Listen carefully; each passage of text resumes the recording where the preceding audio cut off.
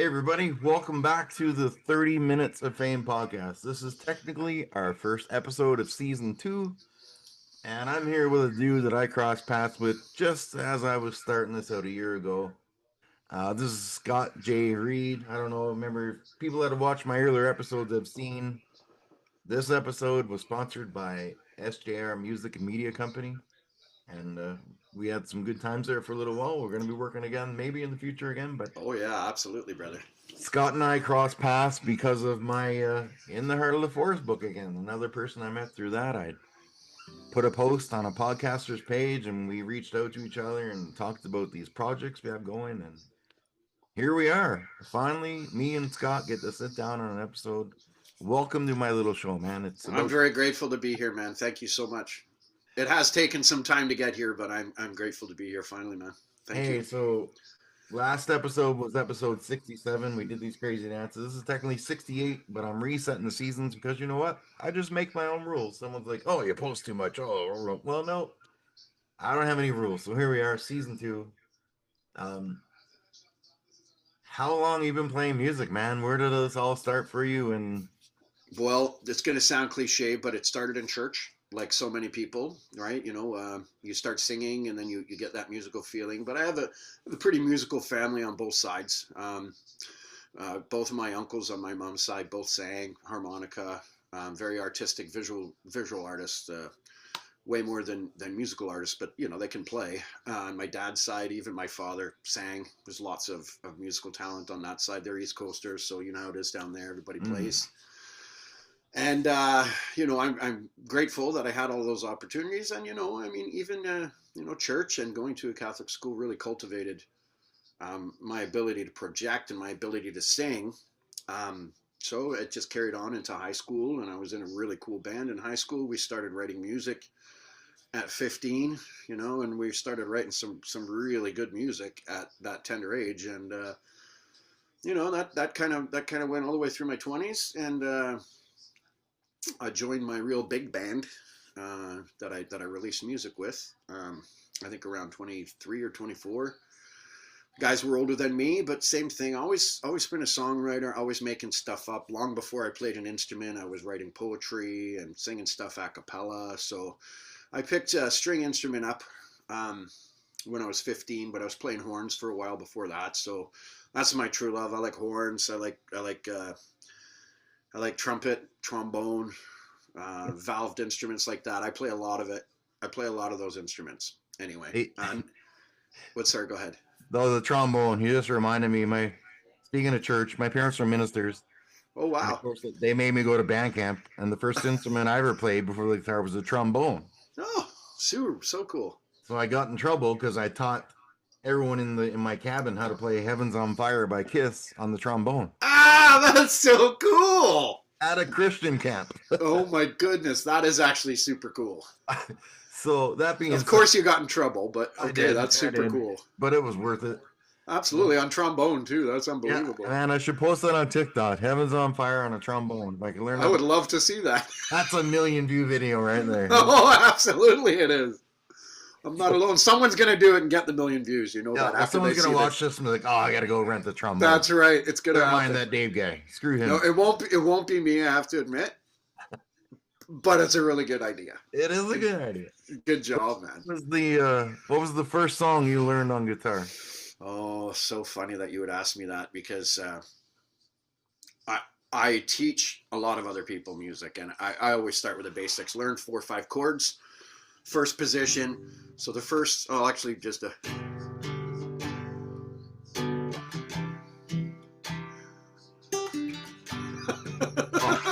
Skid Row. Every night has its dawn. No, Skid Row.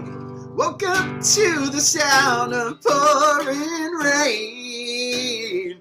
Anyway, the funny story about all of that is I was terrible, like everybody is when they first start. Right? You're trying to build calluses, and I had bought myself this $30 guitar. $30, okay. So it was a 12-string with a broken neck. So you can imagine it was like the cat in the bag. Somebody learning how to play a bagpipe. It was that bad. It never tuned. I knew what I was trying to do, and it was more so the muscle memory I was building. and I could sing, of course, and a pretty decent pitch even at that age, right? So here I am playing this beat up old bashed in broken neck Yamaha to get my calluses working, and I'm playing Skid Row. So that was the first one. That was Well, the first one I learned. That's going to be the first person I tag in the description. I'm just going to make a note here, Sebastian Bach. Well, there you go. Yeah. So he doesn't sue us for playing I Remember. Yeah, exactly. I didn't play it. I only played the first bar, but yes, Sebastian Bach, I Remember You, Skid Row. Hey, it was a big thing. I'm 50 now, so it was a big thing when we were young, right? That's like the backdrop of our youth was that transition from 80s hair into something different with guitar rock, and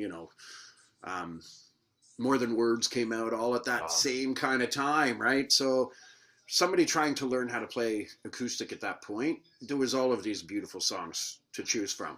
But I picked that particular one. I won't play again. I want to get sued, like you just frightened me. It has the up strum, right? Yeah. So you can practice that up strum as well. And I teach people, I'm like, you don't have to play this song, but practice these motions because it helps, right? Yeah. So there you go. It was I Remember You by Skid Row. When I first moved to Toronto from Newfoundland, where the only bands I ever saw live was Trooper and Our Lady Peace, 5 times a year. Nice. I'm in Toronto. I'm downtown on Yonge Street, lost. Don't know where the hell I am. I'm half in the bag because I was drinking 6 nights a week then. And I see this sign with Mike Bullard tonight, Bret Michaels. Nice. So my little long-haired metal 80s self was like, oh my God, Bret Michaels. So I go into the counter. I'm like, how much does it cost to watch this? Like, well, sir, the show's free. It's about to start. Do you want to go watch? And Bret Michaels comes out, does Every Rose Has Its Thorn, the acoustic, and my jaw was on the floor. And he comes out to the audience, is like, hey, you're all coming to my show tonight. And everyone's like, yeah. Well, I'm like, show tonight? So he puts the entire audience on VIP guest list for Skid Row, Motley Crue, and Poison. What? All backstage. I just moved from Newfoundland. I'm lost. I called my parents. I'm like, I'm going to be late. I'm going to get a hotel. Because speaking of Sebastian Bach, hearing him, I must have looked like, man, if there's a good thing there's no video around back then, because I was bawling my face off. Because I remember you just playing the acoustic. Yeah, that's first amazing. Concert ever, and you just reminded me of that, but I totally forgot about that story. So now I got to tag Bret Michaels and Motley Crue in this episode. Oh, there you go. The list is growing because you never know. No, you'd absolutely never know. And that's the truth. Yeah, well, and you know what? Here's the amazing thing. You asking me that and me being able to tell you that, wholeheartedly, this is what I learned.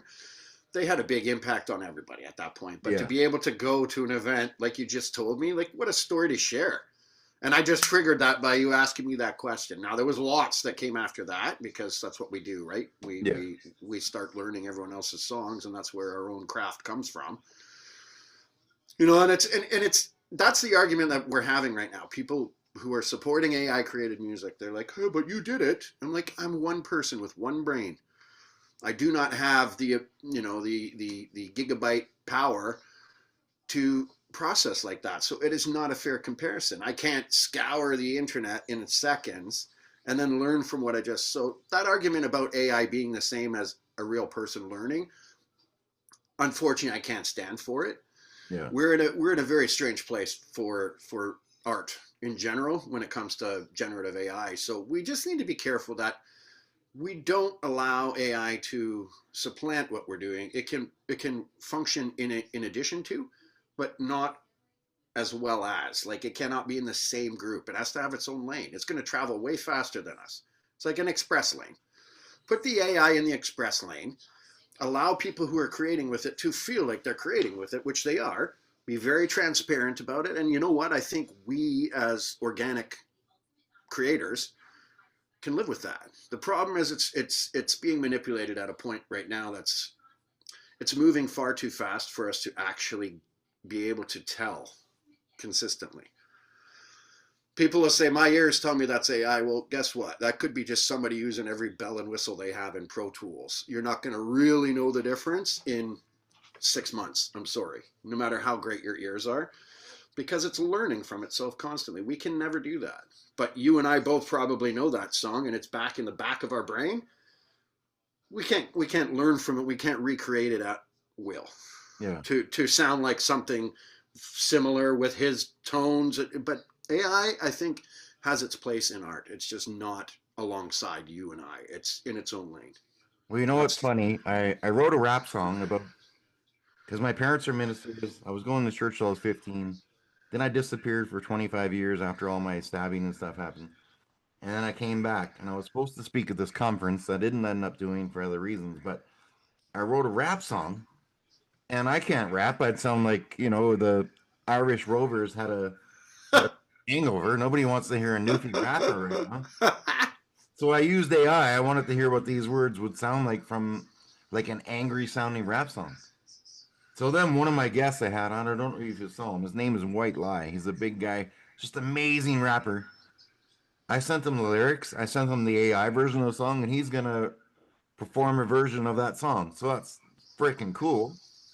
And I could try to rap it. I don't know what it would sound like. That might be like, the first time I tried to rap at karaoke, I was almost 400 pounds, and someone said, "Oh, look, it's a not so slim shady." So that could be my rap.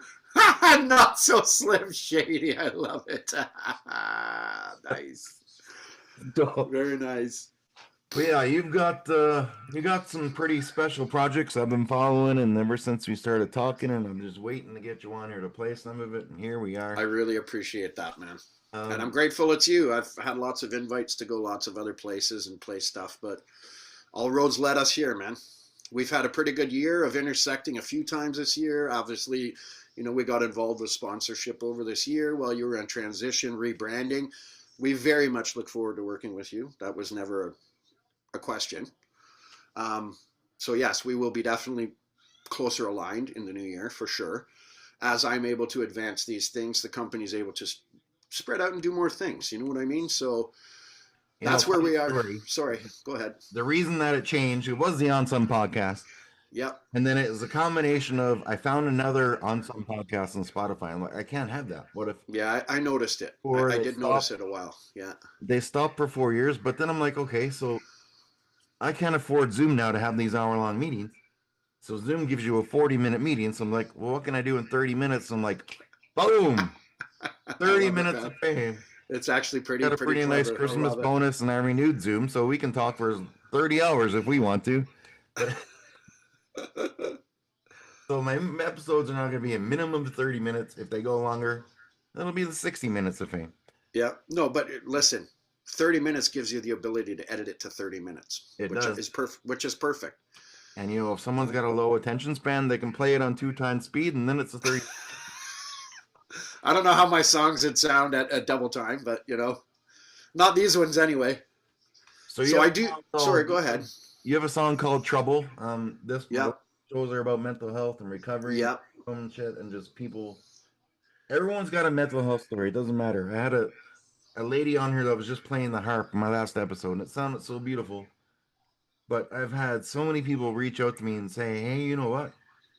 I have wicked anxiety, wicked PTSD, but that lady with the harp, man, that made me forget whatever the hell was wrong with me at 2 a.m." Yeah. It all comes together, right? Yep. But you've got a song called Trouble. Yep. And let's hear the story of that, and then we can have a Okay. Absolutely. So Trouble is part of a greater body of work. I can't help it. I'm very artsy fartsy. I'm multi-disciplines. I do paint. I sculpt. I write. I'm a poet. I'm writing a couple screenplays. I'm working on a pilot for an adult cartoon. I'm very busy with my creative stuff, but I'm a real person. I'm a real boy. And sometimes in life we get pulled into very real life situations. So, I had definitely dabbled with recreational drug use in my youth. I say it now in hindsight because it's been very long time since those days. But during high school, I lived on my own, and I had nobody to answer to. So if I felt like it, I would do some acid, or I would do some mushrooms, or it got to the point where my school teachers, because I was still in high school at this point, they knew that I was under the influence of something, but it didn't interfere with my performance at class. I could go and write an exam and still function. And they couldn't call anybody to say, hey, Scott came in under the influence of whatever. So it got to the point where I really did start to feel like it helped me feel normal. It helped me not process my trauma. It helped me suppress some of the real grown up feelings I was having already at 16, 17 years old on my own. and I think trouble really comes as a result of me growing through all of that and then finding one of my close friends was not through that. And he was using cocaine. And I'd never even, for a second, I grew up in inner city Toronto. I saw that stuff when I was a very young person. And, you know, we were cautioned against it and nobody let any of the kids near that stuff in my neighborhood. So I was aware of it, but absolutely knew it was not good. So unfortunately, somebody close to me was using it. And rather than being judgmental, I said, well, I'm going to try it.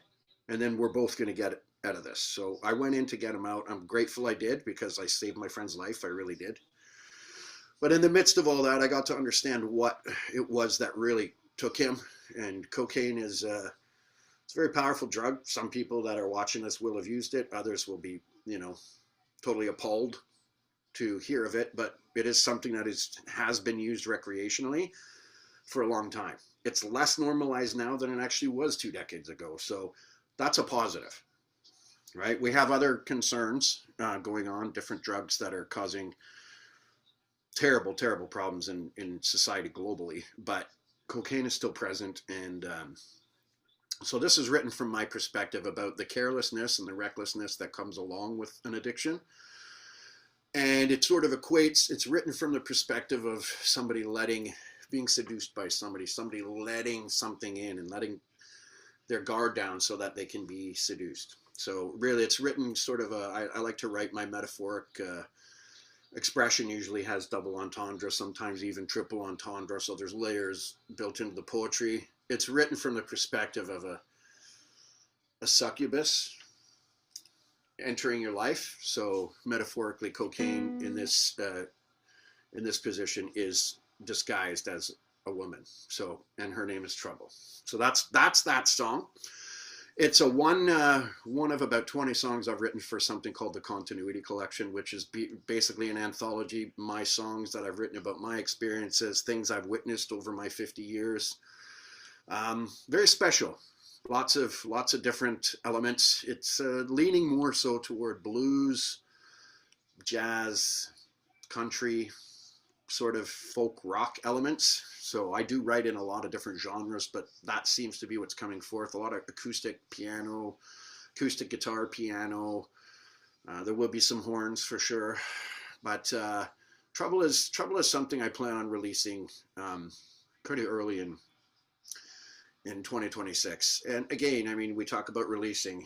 I don't mean putting it on Spotify or throwing it out into the abyss. That's a sad thing that we do as artists right now because we're all doing it. So we at SJR are trying to carve out our own path and invite others onto it. So there's a lot of moving parts with R&D regarding tech for our big releases. I'm still trying to find the best way. We're going to be giving back through the nonprofit I have created to honor one of my children who's passed, the Madilyn Amy Foundation. So Trouble will definitely benefit mental health organizations globally through a very strategic and methodical vetting practice so that we can make sure that every penny that we're generating is going to the right places. There's not administrative laden NGOs and nonprofits that unfortunately do exist benefiting from all of this effort that not only myself, people like you, anybody who's contributing to what I'm trying to accomplish with this company, this is our effort. This is our sweat equity. This is our art, really. We have an opportunity to do amazing things with our art. We want to make sure there's not somebody on the other end smashing and grabbing. Our industry, the whole world really is in a smash and grab free fall right now where things are designed to fail. And 30 minutes of fame is a fantastic way to look at it because, viral reels and all of that stuff, following the algorithm, these are things we have to consider.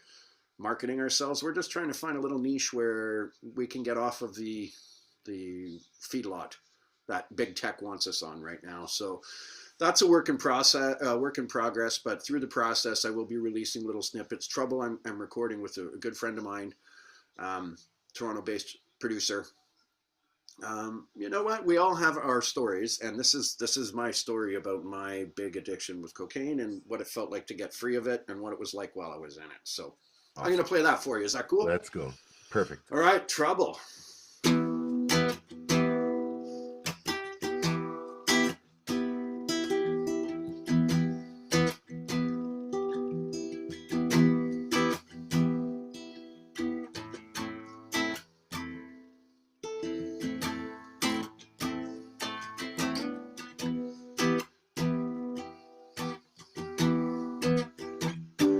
Well, she came to me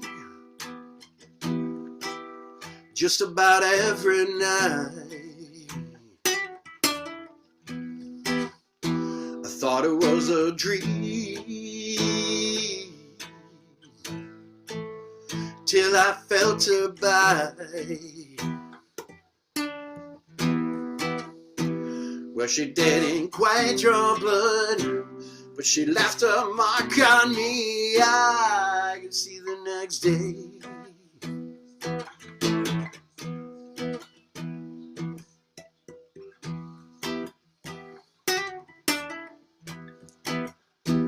Well, days went on, and I saw her all the time. Man, I knew.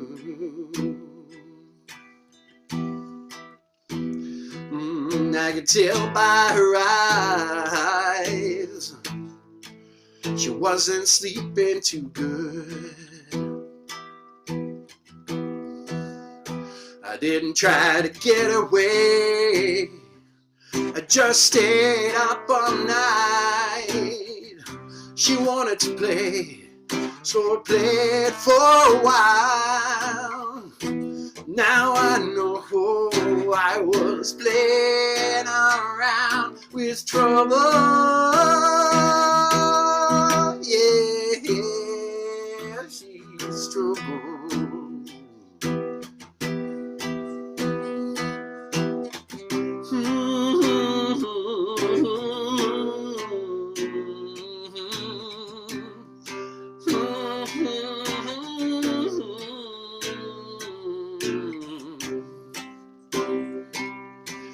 That girl was nothing but trouble. Yeah, she's trouble. Well, days went on, and I found out what she was. Man, I got so scared that I ran way downstairs. Yeah, she had eyes like the diamonds underneath, close down to Hades, where no one lies to sleep. If I had to say one thing about that girl, I would say she's trouble. Oh, trouble. Oh, trouble. She's trouble.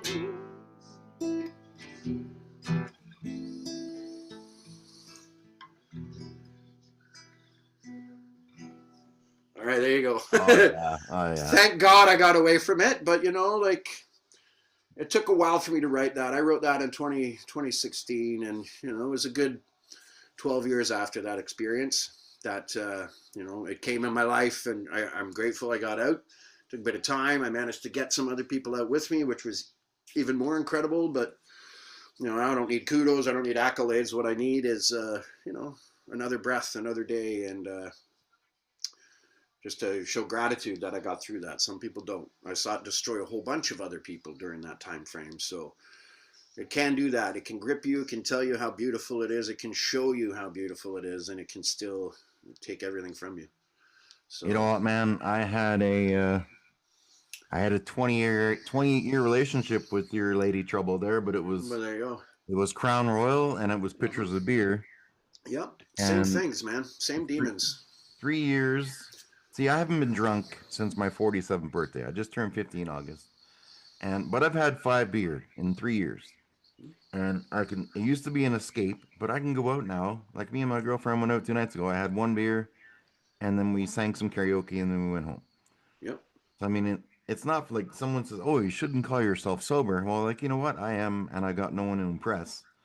And I still consider myself sober. I haven't gotten So, drunk in yeah, 3 years and 2 months. This will be my third Christmas in a row without getting wasted on Christmas love Eve. it. And Congrats, man. that song, it's gonna hit a lot of people because you can take that and relate it to, trouble can be a relationship with a narcissist. Yep. Yep. Trouble can be an abusive. You can be an abusive relationship. I have a friend Yep. that he broke up with someone 3.5 years ago, and she still haunts him. Like if he goes out, he feels guilty, like he should be checking in with someone or letting that song hit a lot of people. I love it. It Well, was I really appreciate that. The way that I wrote that song, I absolutely did not make it.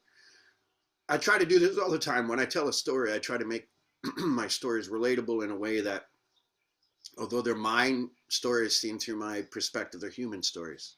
They're stories that we can all feel. We've all lived it. We've all seen it. Anybody who's ever, like you're saying, anybody who's ever had an addiction, an unhealthy addiction, whether it was sex, Ritz crackers, fucking crack cocaine, alcohol, methamphetamines, it gives you the ability when you can hear something like that. It creates fellowship, and really the healing. Everything you're doing, I love so much, Dave, because you're healing through fellowship. You're making it okay to talk. You're making it okay to share a story and feel like you're part of something. You don't have to feel shame. I don't feel shame when I'm talking to you about this. I don't feel shame because I got through it. I feel shame because of the way I behaved, but we shed these shames over time, and I don't carry it with me anymore. I and wish you I know what? hadn't. It's not even shame. I wish I hadn't done some of those things, but I did, and they're all part of me. Yeah, it So is. I've I've had to had I've carry it had with me to let it go, right? That's all. I've had guests on with me, and you know what? The episode I don't care about numbers. Like the episode might only have 50 full plays, which in this day and age is pretty amazing anyway. But I had a guy on with me, and he was an addict for 30 years, and he's been sober 6 months. He's like, I'm only sober 6 months. I'm like, no, man, don't ever say that again. Exactly.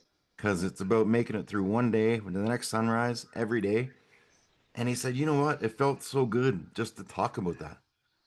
And it's why I started. I mean, my story was out there. It was on CNN, Fox, all that shit. I don't care. I just love giving everybody a voice, even the magician that drew me and creeped the hell out of me with his little picture. And this my last episode with the blind guy comedy. That like That's you're a beautiful. dad. Yeah. So he was on with me 5 months ago, and he had 90. He has 5% vision. Mm-hmm. So he did that fundraiser for these glasses that would give him 95% vision. So this Christmas, he has 5 kids. He gets to watch his kids open presents for the first time of his life, and he's That's amazing. 35. That's amazing. I had to pause that episode because, man, I was about to bawl my freaking eyes out. Because as a dad, Yep. That's even now, amazing. I'm just thinking about it. How excited my kid gets. Shaking presents. Ooh, what's in here? Right, snooping around. The little things we take for granted, and I just love it. I love every minute of it. Well, I love what you're doing too. And like I said, man, we want to help you continue to do what you're doing, grow it exponentially. You're already doing all the right things. You're connecting with people. Sometimes I'm not going to get into it because I don't want you to have to throw more names in there. but you and I talk all the time, which I'm grateful for behind the scenes. And I know that you have created interest in what you're doing because it's these things that you're doing, they're so important, Dave. So again, nothing but gratitude that I'm on here finally because it's taken a bit of time for you and I to get to this point. And I'm just grateful it's my turn and I get to tell some of my story. And I'm hoping, like you just said, it's going to resonate with people. If I release this song and I'm able to do positive things through my company and through the Madilyn Amy Foundation that impacts people who need the help so that they can reflect like I am. That's the kind of thing I want to do with my art. And I can't do that if I upload it to a feedlot that doesn't care about it. So Yeah, this is why we're trying to carve out our own distribution methods and trying to partner with whoever at the top right now is doing things that are most artist friendly. But more importantly, it's more so for me. I'm going to continue to network with my own people who are around me, who I see regularly or I'm in contact with, and we're on social media, we're friends. But even more so, I'm constantly building that global community. So my community for Littlest You Project and the Momma Bear campaign for cancer, those things are growing exponentially.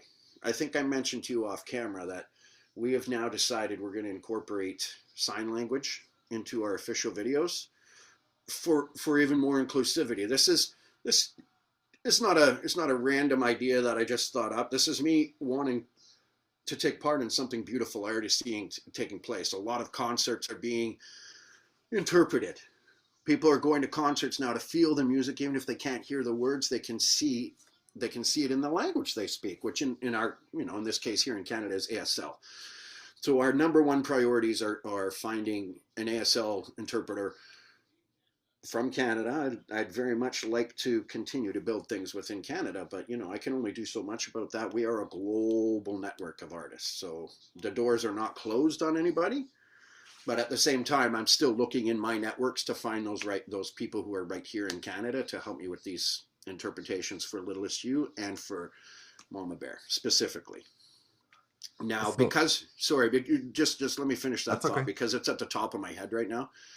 I've also mentioned to you that I'm pairing Littlest You with Gashingin, which is the Ojibwa translation. So it's the Ojibwa language, the Anishinaabe-Moan language. It's the Ojibwa language that is part of that continuum. There are two other very distinct languages that fall under Anishinaabe-Moan, and it's an ongoing debate, like many languages around the world, whether it's a dialect or a language. So for me, everything I'm doing with these two projects is about um, unity first and foremost, the preservation of art itself in these gigantic undertakings, but more so it's in inclusivity where everybody's invited. The whole world is invited to do these things with me. If this is the only thing I get to do with the rest of my life, I'm 50 now. I'll be blessed that I've taken it this far and I'm at this point. So once the ASL is done, we will be actively trying to complete the Plains Indian Sign Language, it's referred to, or hand talk, which correlates with the Ojibwa language. So it's very culturally specific, and I'm learning constantly doing these things, and I've just learned in the last week that even the Spanish language has so many different sign languages. Mm-hmm. So it's going to be very difficult to release these large language groups without differentiating between them dialectally, because each dialect has its own version of the sign language that correlates. So lots of extra work, which is okay because apparently I love extra work. But I'm grateful because it's important that we include everybody. Everybody's invited, and the deaf and hard of hearing community is absolutely invited. So we will be displaying a green screen where each language will have the opportunity to be heard by somebody who speaks these sign languages in the corresponding language. So it's a big thing that's just come about in the last couple of weeks, but I'm grateful that I'm on this path because things are definitely, I'm drawing them in. And I think that's what happens. You put out good energy, you bring good energy back to you. So that's all I'm trying to do these days. Music is so powerful, man. Before we get into the Mama Bear project, you just reminded me of my daughter. She was in the school choir for grade 4 and 5, and they had a spring performance. And out of their school of 350 kids, there was two deaf kids. So for their spring performance, they decided to bring in a sign language interpreter, I guess you would say, and Beautiful. they taught the choir how to do one song, and all the kids did the sign language to Oh, it. that's incredible. And I was at the concert, and you can see these two kids, and one of them had tears coming out her face because she had never been included in a spring concert. And Exactly. these kids, like grade 4 and 5, they took the time to learn the sign language so that these two kids could understand the words of the song they were singing. And I was in the back corner because I had to turn my head away because Tim Hortons commercials make me cry. And it was powerful, man. So you bringing up that ASL and music is amazing, and why not include everyone, right? Well, Even it has to be. yeah. So now that you've shared that, just before we do move on to Momma Bear, because you have to remember this, what everything I'm talking about, Momma Bear and Littlest You, they're interlinked. My sister is the link. I'll get into that after when we talk about the song itself and the Momma Bear campaign for cancer itself. But I've connected in the last week leading up to this, you know, exclusively obviously of each other, but we get to discuss it right now. I connected with a lovely young woman whose first language is Auslan, which is the language, the colonial sign language of Australia and most of Oceania. Hmm. So yeah, so that's her first language. So she was partially hearing to a certain point, and then she fully lost her hearing. So, but she is from Papua New Guinea, which is one of the most linguistically diverse places on the planet. So her connection now brings in 800 plus languages to both of these projects through somebody who signs. Like, you can see the power of inclusivity just introduced me to a whole piece of the world and an island, because she is very fluent in their pidgin language, which is called Tok Pisin. So she is fluent, and her Papua New Guinea sign language that she will do the green screen on for any of those versions opens the door up, because we now have this Tok Pisin, which is the trade language. It's the lingua franca that connects all of these other isolated languages. There's a lot of languages in Papua New Guinea that are not connected to any others on the islands. It's insane. Like, it is so diverse that all of Oceania has 2,000 languages, distinct languages. That's substantial. There's 7,000 roughly spoken languages on the planet, and 2,000 of them exist. As a direct link to this girl, I can now gather over 1,000 of them easily. And I just met her last week. So that is the nature of reaching out one person at a time, like you do, and grassroots growing something like this. It's so important that people see a real person, and it's not, you know, a randomly generated, flashy, tech driven situation. We still have an ability here to connect with people personally. So just like this, that's exactly how that situation took place. You reached out to me, I reached out to you. I reached out to her in this case because I saw her signing in you know, in Papua New Guinea sign language. I'm like, are you kidding me? So I reached out to her, and, you know, obviously, you know how things work with us. We got to sign. We did the we had to sign an NDA, because that's just simple. It's a funny thing. People look at me funny when I talk about an NDA, because it gets serious all of a sudden, and it's like, no, it's not serious. It is like the most simple document that you could ever sign. But for me, it's a spiritual bond. It has nothing to do with the law. The fact that you're even willing to sign that means to me that you're spiritually committed, because you're not even thinking about that. You're seeing it as the formality that it is. It gets put on one of my hard drives and never looked at again. It's not like you can argue this stuff and litigate it. It gets settled, mediated, whatever. They're almost meaningless, to be quite honest, NDAs. So it's a line in the sand for me, where I say, look, my spirit's over here, yours is over there. If we're going to work together, we need to stand on the same side of the spiritual line to do big things together. So that's all it means to me. So she did it, and now we're in the position where we've already created the Tok Pisin written version, so we can find the person who's going to sing that version. And once somebody sings that version, Dave, that is the language that is spoken by almost everybody on the island. 80% of Papua New Guinea, all of those islands, speak this language. So once that language is done, I don't have to tell you, we could be talking about 500 languages next year at this time, right? Which the current Guinness World Record for these this particular thing that I'm trying to create is 125 versions. Wow. And I think I told you already, I'm up to 50 translated versions of Littlest You. So, and I'm about to start. I'm already like recording those next 25 after Volume 1, and I haven't even released Volume 1 yet. So I'm very grateful that I get to walk this path, and I get to steer this boat. Like I say all the time, it's not my boat. I don't even know where the boat came from, but this is the path that chose me, so I'm on it, right?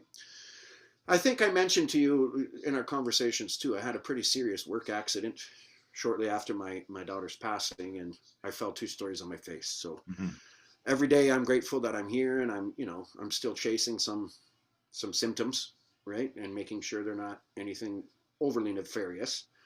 But every day above ground is a good day, and I celebrate every sunrise like we all should, man. They're all Yep. valuable. Every day is a gift. So, um, the Momma Bear campaign you did touch upon, so that impacts cancer, specifically early detection and prevention in any case we can. And prevention comes through education. Certain things we bring in our systems, they're not good for us. We know that. You can't break people from doing the things that they do habitually, but if you educate them at a young enough age, perhaps you can prevent them from happening in the first place. So through the Madilyn Amy Foundation, we'll be looking to make the biggest impact possible on catching cancer before it becomes serious. So it can be treated, or it never occurs. It's a very sad situation with cancer. It's only exponentially growing. Doesn't matter how much research we do on it. We need to educate and prevent, and we need to improve testing, early testing for it. We need to help create legislation where it's not okay for a doctor to leave that on the back burner. If there's any question that you can't figure out what's wrong with somebody, at least eliminate that. That's how you're going to save lives. So that's our mandate. A little bit of the story. My sister passed when I was 17 years old, changed my life. Absolutely changed my life. She represents the first part of my healing through Momma Bear. As I haven't written that story. She's been gone 33 years, and I just wrote that song in June. Wow. It's taken me this long. I lost my partner of 8 years, somebody I wanted to put roots down. Same thing, early detection would have saved her life. We can't do much about prevention. We all know we're doing things that we shouldn't, sometimes smoking, whatever it happens to be. I smoked for 35 years. I will never, ever, ever, ever judge anybody for smoking. I miss smoking, but I would not be here if I continued to smoke. I smoked the day that my partner had her surgery, and strategically that was me just making sure I could give her every possible ability to overcome her cancer. And unfortunately, it was terminal. They found that out, and I never looked back. I never wanted another cigarette again. I did that for her, but I also did it for me. So, she's forever her 53-year-old self, and I'm still here carrying on, trying to be as honorable and being as open and beautiful as I can in honor of all of the people that are gone before me, because I spend too much of my life not being dishonorable, but not even considering honor in my daily routine. I was chasing money like most of us are. I was prioritizing the wrong things, working myself constantly raw, playing in a band, surviving on 3-4 hours sleep, running a full-time business, a full-time company, and just burning the candle at every end plus in the middle, and really not valuing myself, right? Just pushing myself in all the wrong directions. So her loss definitely gave me a moment to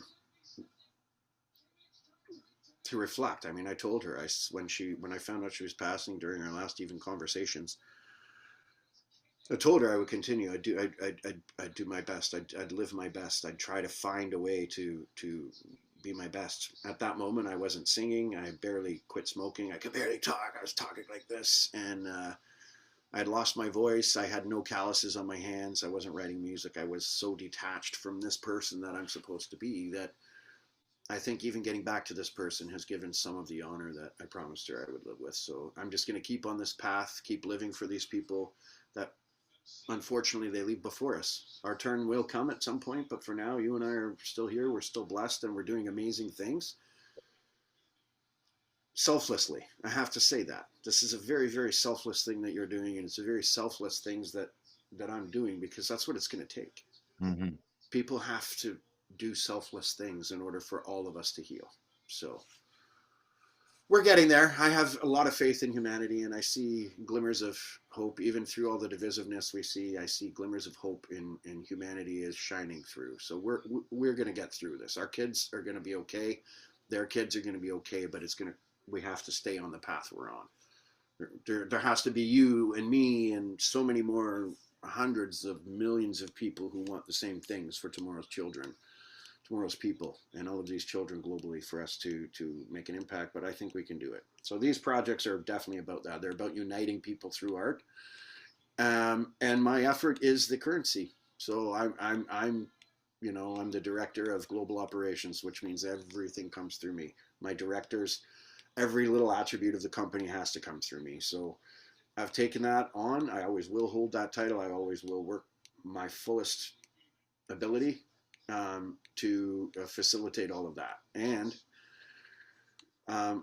do my best to be an artist, because that's part of it too. That's part of the honor. I have to be who I am. And so many years I tried to be so many other things, and the art was just left.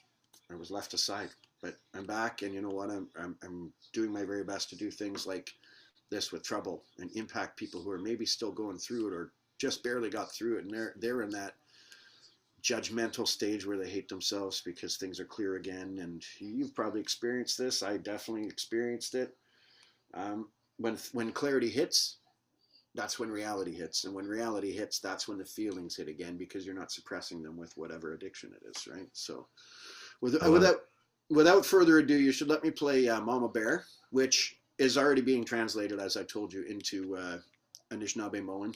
I'm very, very grateful to have one of my oldest, dearest friends. I've known her since I was 19. She is Anishinaabe Kwe, and she is extremely, extremely talented in her own ways, and extremely driven to forge these cultural bridges with me. So she has my full trust. I have her full trust. You and I trust each other, obviously.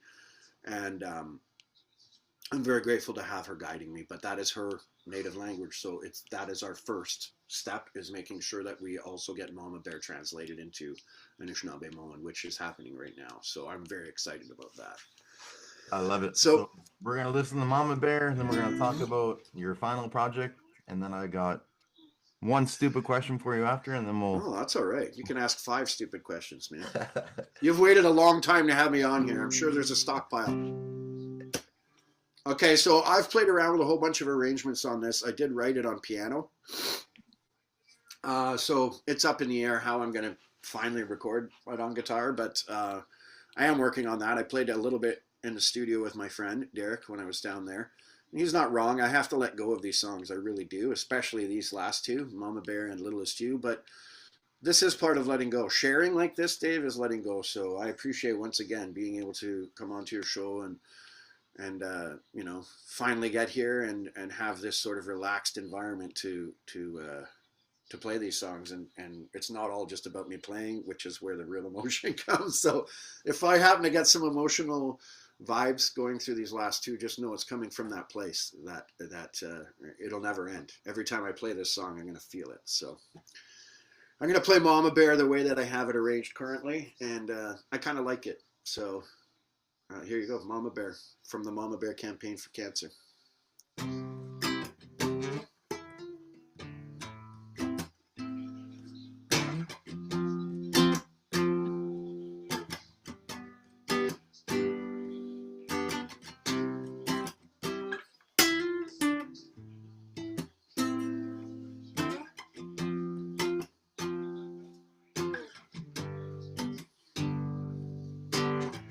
When we were younger, the air tasted sweeter. Long days ahead rose up like the sun.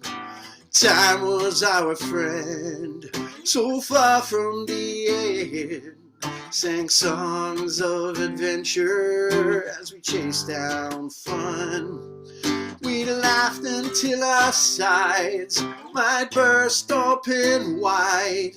We talked about the future, we'd wait for it forever. I know that I can redefine the spaces we once shared. My broken eye knows, although you had to go, you've always been right there. Momma Bear, Momma Bear, Momma Bear, Momma Bear. Ooh, ooh,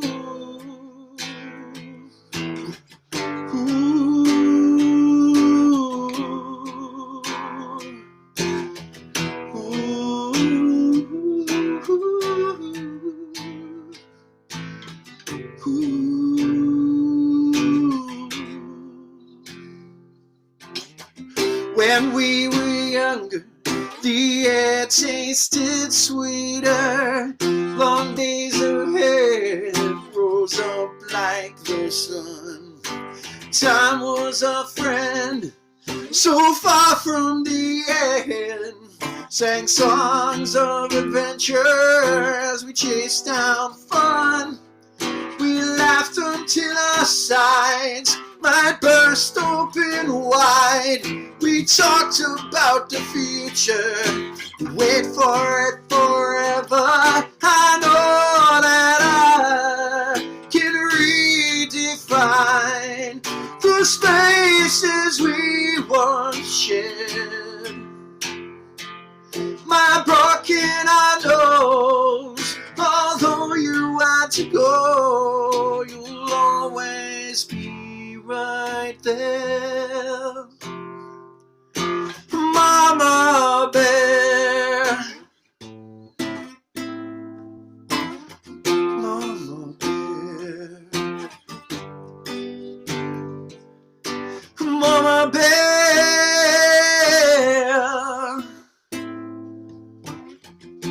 Momma Bear, Momma Bear, Momma Bear, Momma Bear.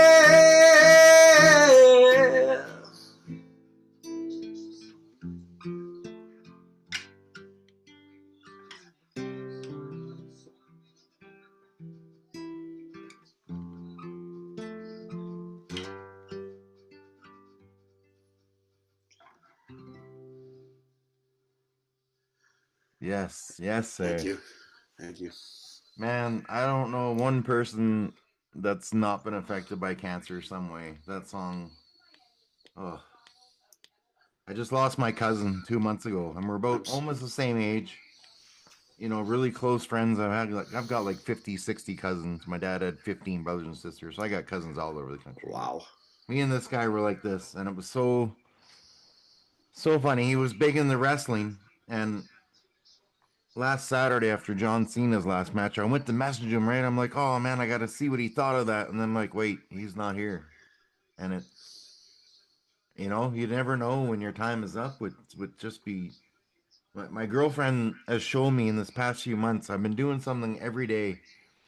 And this song really hit me because I just try to say something nice to one person, even if it's a stranger, once a day. And I've done this for like 2 months straight. And it's the most uplifting thing. You see someone at IGA or the grocery store, hey man, I like your shirt. Hey man, your hat looks cool. Like it's easier for a girl to do it because I can't walk up and say, hey, you smell nice. You know what I mean? But yeah, man, that song it just makes you look at every moment is precious, and It sure is, man.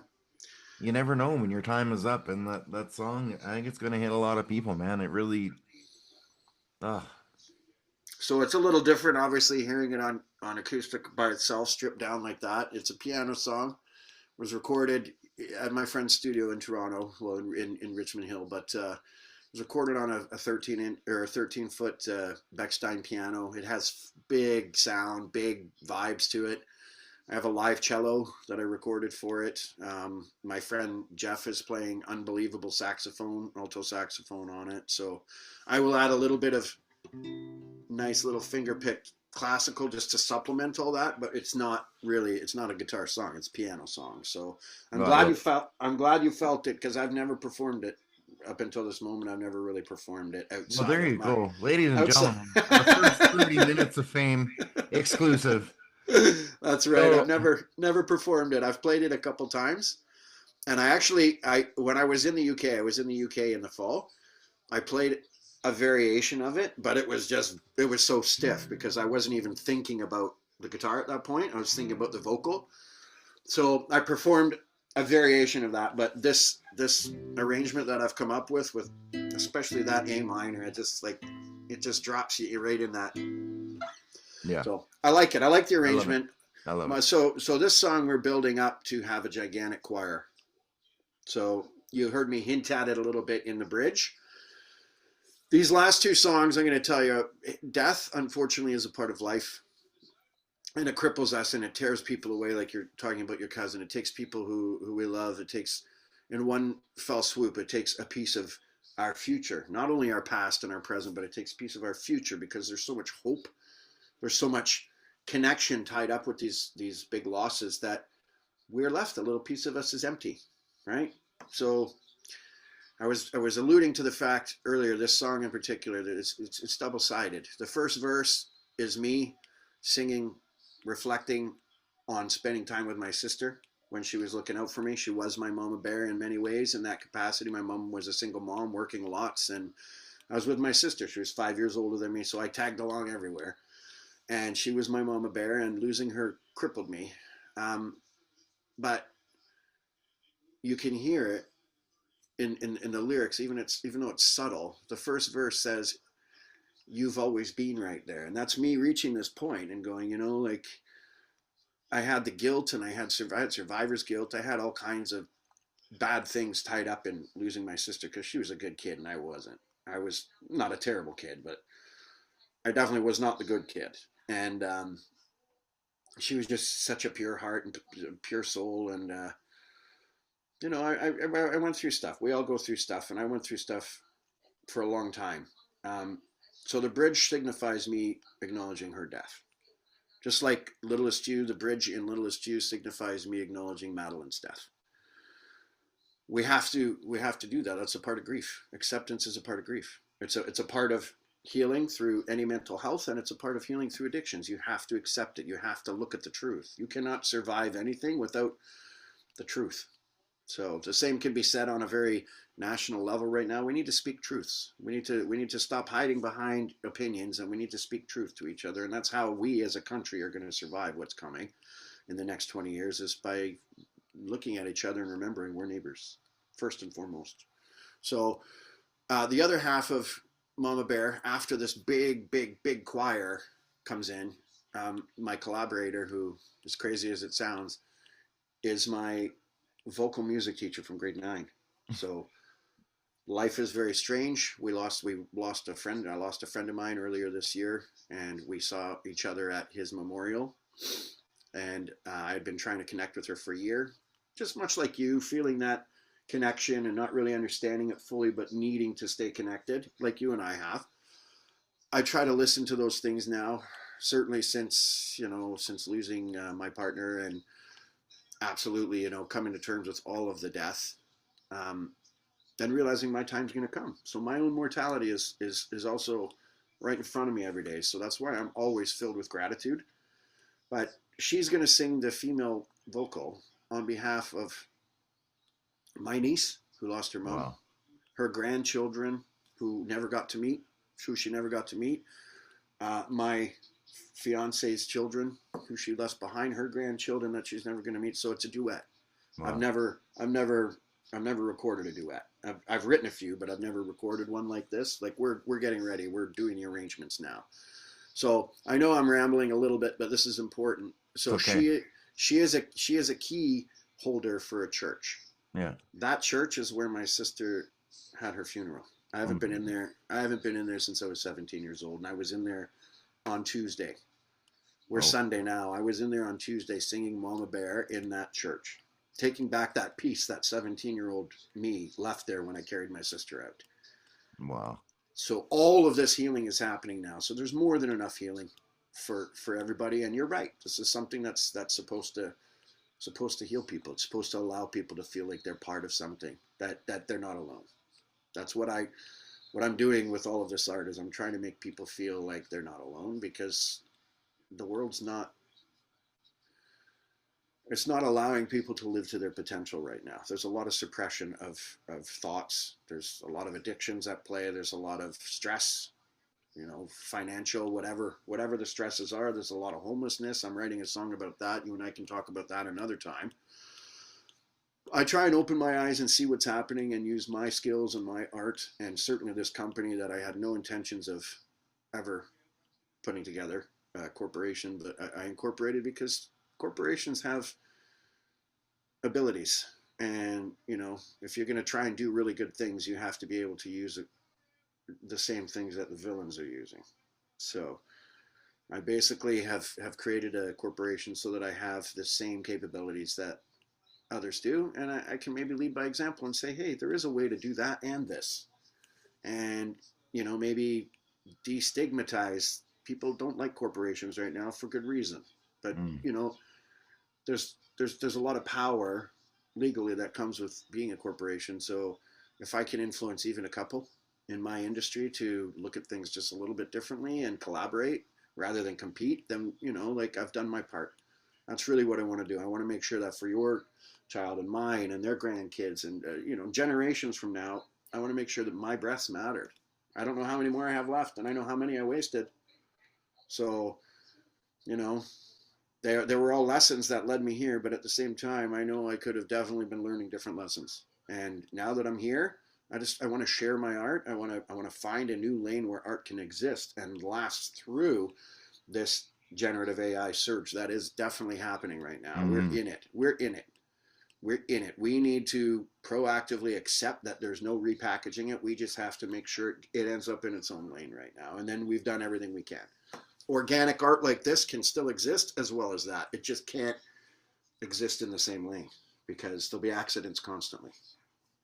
Now, the first time I clicked on your profile after you click like on some that podcast post, the first thing I saw when I looked on your page was this Littlest You Project, and it caught my eye. And then we started talking, and here we are a year later. And I do So appreciate it, man.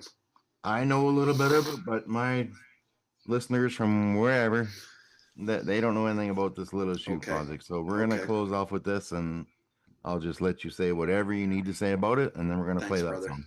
Okay. So I was telling Dave, it's really important for me anytime I play this live.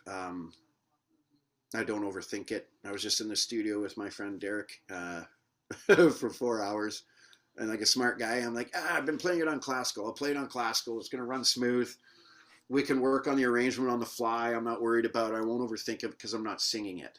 Well, sure enough, I needed to read the lyrics to figure out my arranging on the fly. So I started reading the lyrics, and by about the third or fourth pass, trying to work on the arrangement, I'm like, oh my God, I'm feeling this because I'm reading it. I'm internalizing it. So I think he could tell.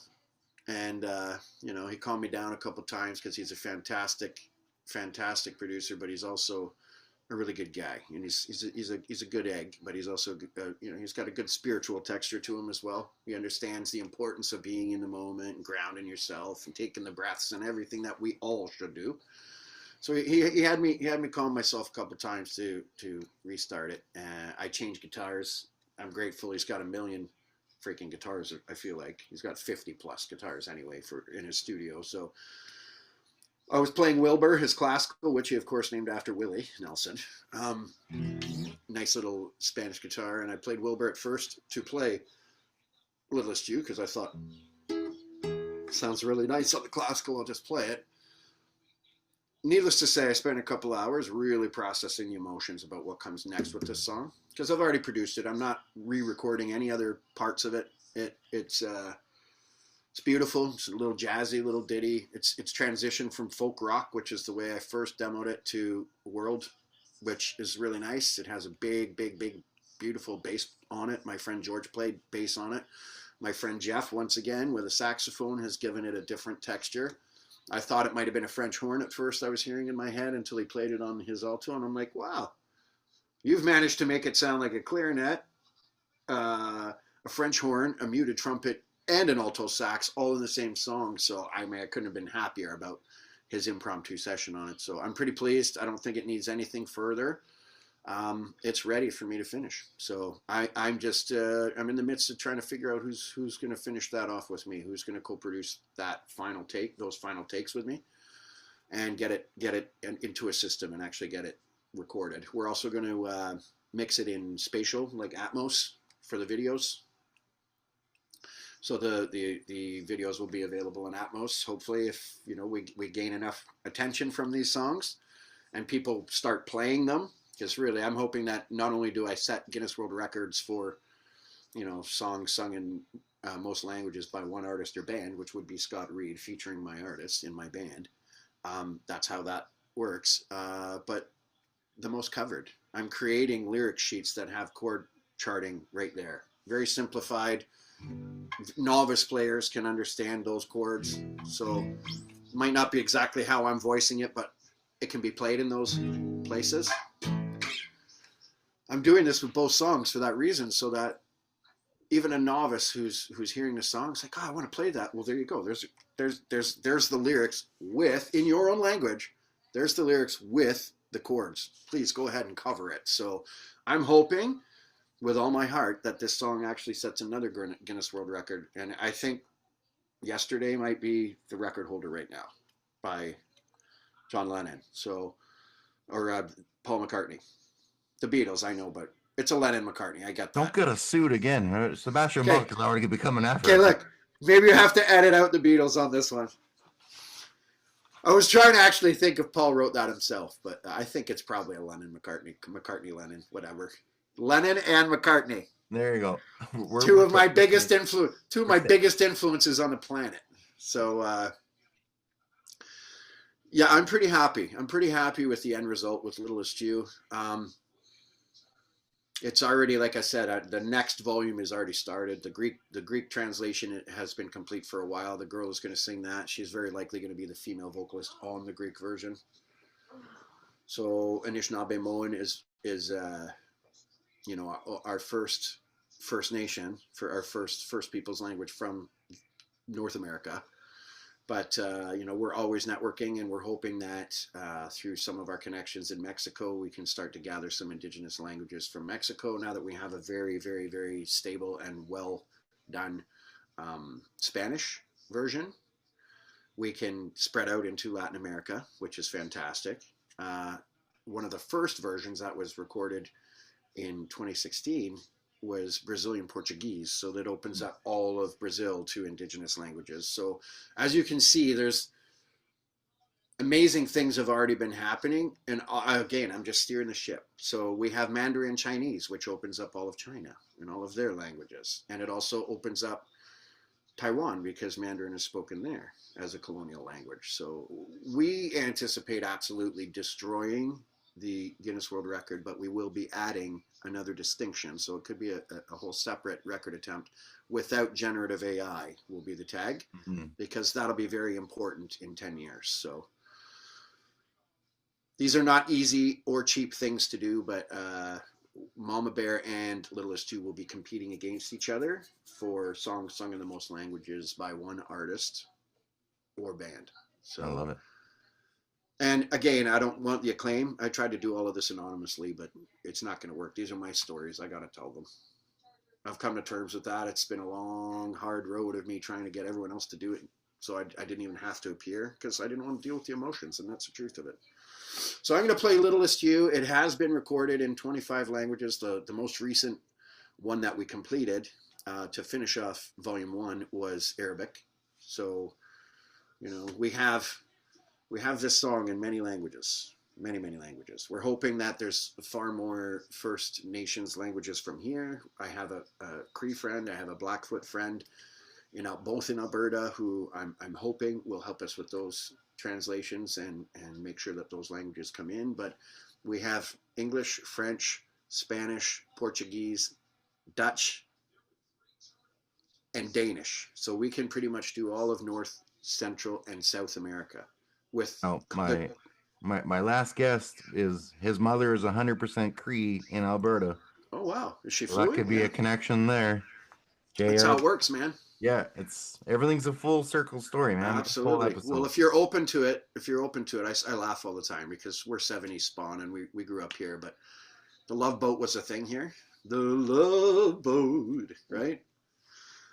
So let it float. It floats back to you. I say that all the time, right? I'm Yep. like, I said it's love. Let it float. It floats back to you. It's a funny little thing, right? And I do it in my shite eating grin, lounge singer voice too when I do it, right? So, but you got to have fun in life, and that's one way that I have fun with that. With that song lyric is just saying, let it float. It floats back to you, and I say it all the time. So it's true. If you're open to it, to use the words that my First Nations friends here say, they say spirit. Everybody uses words like creator. It means the same thing essentially to everybody, I believe. So my friend Janie speaks of spirit. Spirit is what moves through us and what shapes our path if we let it. So I'm very open to spirit. Going to Stonehenge this year was unbelievable for me. Like, very unexpected that we would go to Stonehenge. I knew I was going to the UK for a brief period for business reasons, for family reasons. It was important we go.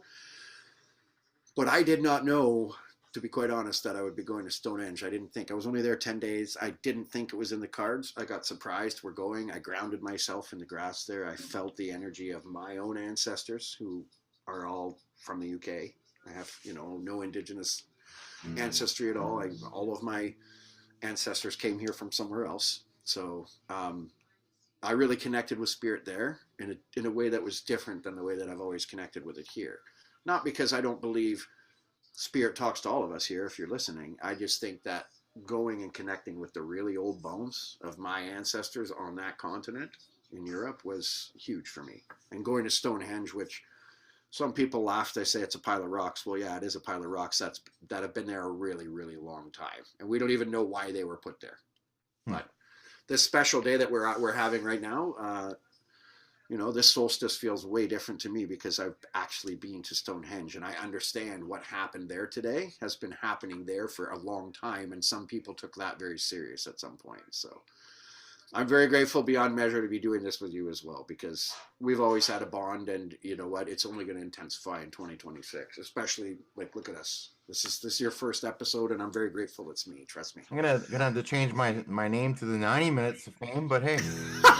You can edit some of that stuff out. No, not a bit. I don't edit anything, man. Okay. So I'm going to play Littlest You, and then that'll be it for us. And I appreciate that we've been able to be lighthearted and serious, and I've been able to give some background into this stuff. But Littlest You, I started to write when my second child was in utero. Things were running smooth. I just started to write a little song to the baby bump, like a lullaby. So this is a lullaby that I began writing for my daughter Madilyn, and Madilyn was born premature. She only weighed 1 pound, so she lived for a month. She screamed like a full-term baby when she came out. It was incredible. The doctors were all mystified, as was I. I'm like, is that my child? And it was a G. And it was she wasn't pitchy at all. I was like, wow, that's a G. And they're like, what? I'm like, sorry. But anyway, she taught me a lot. In her short life, she taught me a lot about strength, resilience, love more than anything. She taught me about love. We lived a lot of hope in that month with her. And that's really what I mourn every year that passes. It's she would be this old. What would she have done at this? How many things would she have done between then and now? She would have been 15 this year, as crazy as that sounds. But I haven't stopped. I took a year or two for me to really process things and deal with it. But I finished the song shortly thereafter, included the verse about my sister, because that's really the other end of it all. Is I'm very grateful my sister was there waiting for her. And she accepted her. So the last half of this song, that's what it's about. It's about my sister accepting her. The official video really, really presents that, and you can see why the animation needs to be tied together, because it's two parts of the same story, and it's been written in such a similar way that they are joined forever. And of course, they're written in a simple way so that they can be highly covered, which I would love. Okay, so this is Littlest You. As a father, I'm sure you can understand that this is never easy, but it feels different today. I have to tell you that. It feels different because I'm sharing it. I'm not just sharing it on a stage. I'm sharing it knowing that I'm sharing this link with people January 1st. And we're both starting, you and I are both starting the new year with something different than we started last year, right? We're here. First of all, we're still here. Secondly, it's a whole other year of experience and energy that we've absorbed, we've brought closer to each other and to ourselves. And you have a giant network, and I have a giant network of independent people around the world, and we're about to join our networks together and see how big of a impact all of that energy is going to create, because I think it's going to be amazing. So this is Littlest You. I'm going to get through this. I'm going to sing it. It's going to be amazing. Again, it's been translated in 50 languages so far, and more beginning. I would obviously like the languages, the indigenous languages of the UK. I'm trying to get Welsh, Irish, Scots Gaelic, Manx. I'm trying to get these languages into the project as soon as possible, but you know, I can't push it. That's part of the reason I went when I went in the fall. I want to start these relationships over there in person. So anyway, Littlest You by Scott J. Reid, and the basis of the Littlest You Project. So.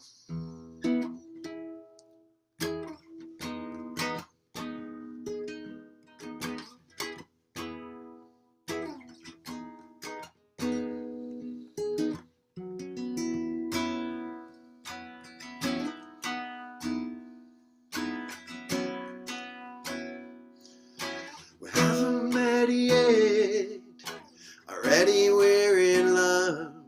This little time we've spent waiting intensified my smile that spreads like sunshine on a mountainside. We'll be fine. The two of us will laugh forever to read each other's mind. A little less you, a little less you.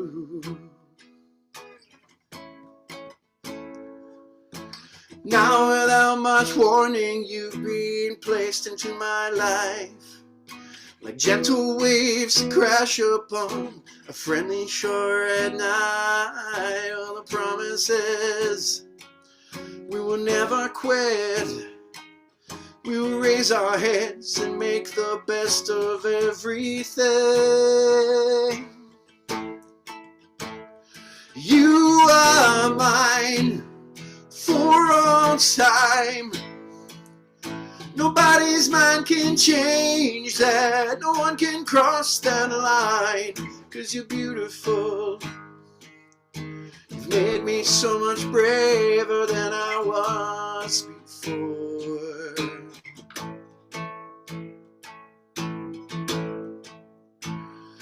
There you are from afar.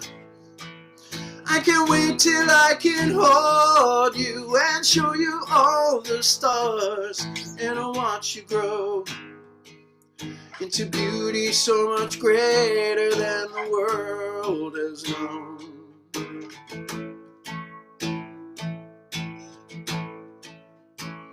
A little less to you, little less you.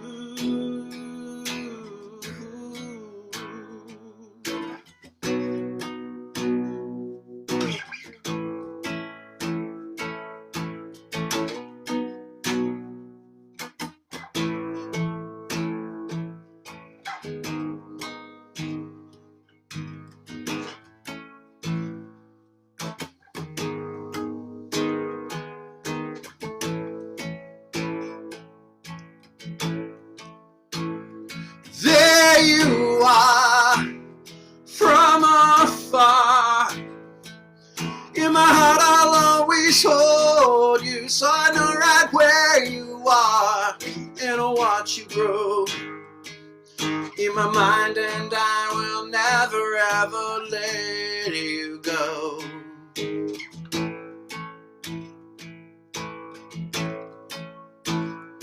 Now you'll be where you're free, in a place where she can hold you and keep you safe for me. And I will see you both in dreams, and I will never ever let you go.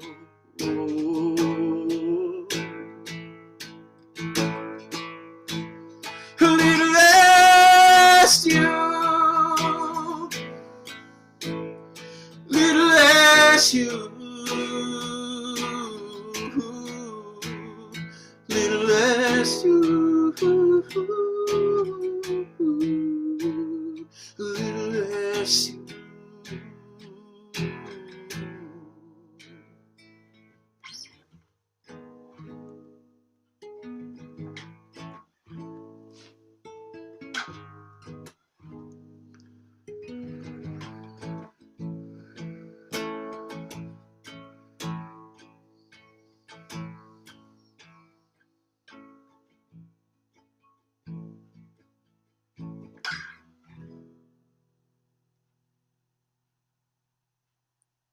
That's all right.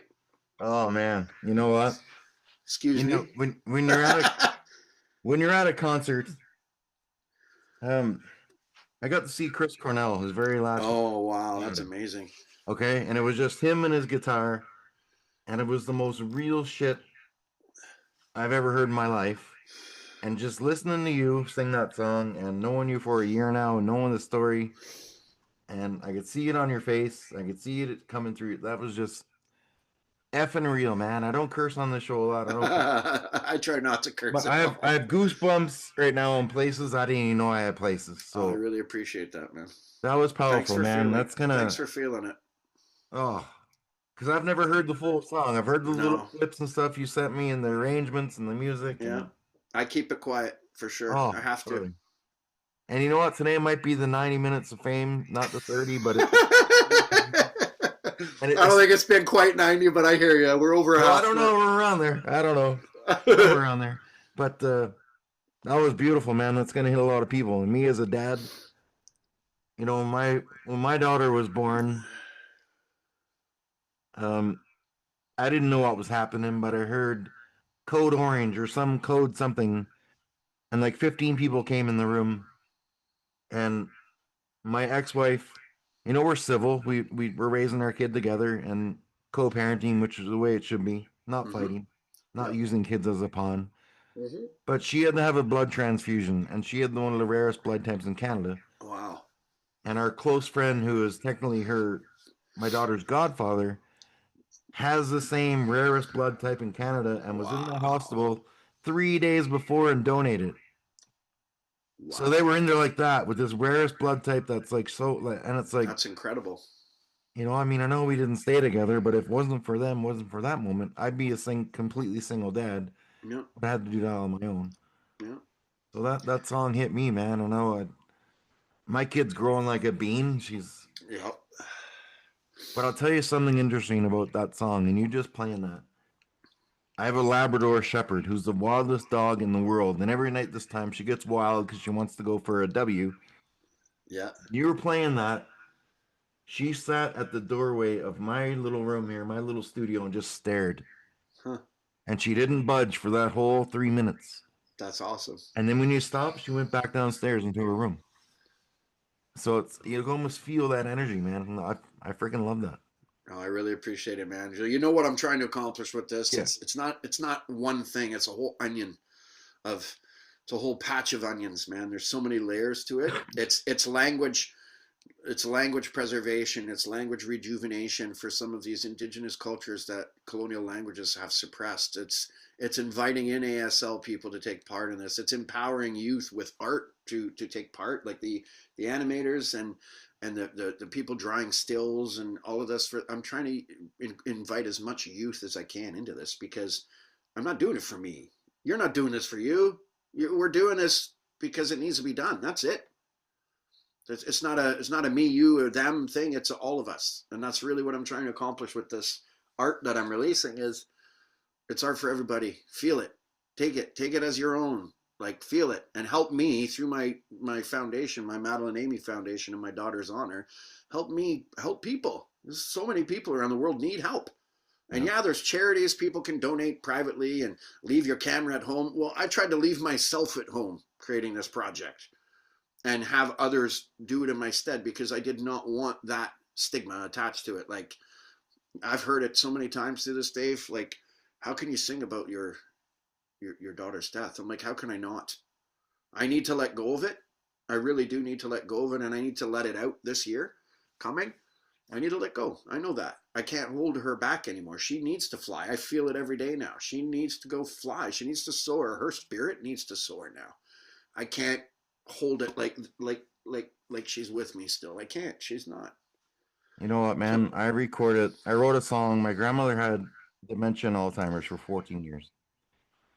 And I wrote a song 10 years ago called 3 Minutes with Grandma. Okay, because when she had Alzheimer's, she used to be a Salvation Army minister. But I'd bring my guitar in and I'd sing her church songs with her. She couldn't talk for 2 years, okay, but she would sing along with every freaking word. I didn't know the songs I was singing. I bring in chords and look up songs on the internet. But for those 3 minutes, I have my grandma back. I love that, But man. I wrote a song called 3 Minutes with Grandma. I posted it on TikTok. I sang it once. I've never sang it again. But this lady reached out to me and she's like, you know what? My mom had Alzheimer's for 10 years. And that song I listened to about 85 times yesterday, and I cried more and more every time I listened to it. So yeah, you might post something and it might get 10 plays, but one person out of that 10, you could change your life. Yep. And this That's episode, exactly me it. saying these 3 songs that people will, you might have someone listen that's going through an addiction battle, like some of my past guests. Someone that trouble could have been a bad relationship. Everybody's lost someone to cancer. I don't care who you are. Someone Yep. you've lost It's someone to true. cancer that you know, It's very true, man. and someone has lost a child. Um, my a family member of mine, the first time we found out she was going to be pregnant, she lost the baby before it was born. Mm-hmm. But then a year ago, she tried again, and now her daughter's 21. Right. So this episode, all these songs, yeah, it's a bit long. I don't care. It's unedited. It's real. It's not bullshit. It's not AI. So if you're watching this still, all your descriptions, everything down there, and those links down there, I'm gonna put down there all my cool shit my daughter tells me to do. Click on them. Go check out Scott's music. Check out his I don't have project. anywhere. I don't have anywhere to check it out currently. So No, this is not it. yet. Once one, Oh, this is it. I'll update it as soon as it is. I don't care. Well, No, I love it. I love that this is how fresh all this stuff is. I'm working on it for over a decade. No, well, actually, this year will be 9 years. So, or this has been 9 years. I launched this 9 years ago, the Littlest You Project, but we went through COVID. We went through 2 years of COVID. We went through a lot of things. I went through the loss of my partner. I went through a lot of things. So the fact that I'm here, ready to start 2026, having performed it now, I'm ready to share it with the world. I just shared it with the world on your show, man. We're gonna send this link out everywhere. I love it. And you know what? I don't even care that I can't sell it right now. It's more so about raising awareness so that when that time comes, when people know what I'm doing with this song and the texture of it and how important it is to support, I'm sure the support will come in droves. And that's exactly what I want to do with my company. I want to create art that matters and invite people to help me publish it. That's really it. Like, and for the right reasons, you know? That's it. Well, that just means we got to do a part 2 now. When Absolutely. everything officially launches and we have links to put in the description, we're gonna come back and maybe I'll record a version of the song with the sheet music and chords and put that out there too. That's it. Well, I was thinking about your song for your grandma. I wrote a song because my partner's dad I took care of all through COVID, Alzheimer's and Parkinson's.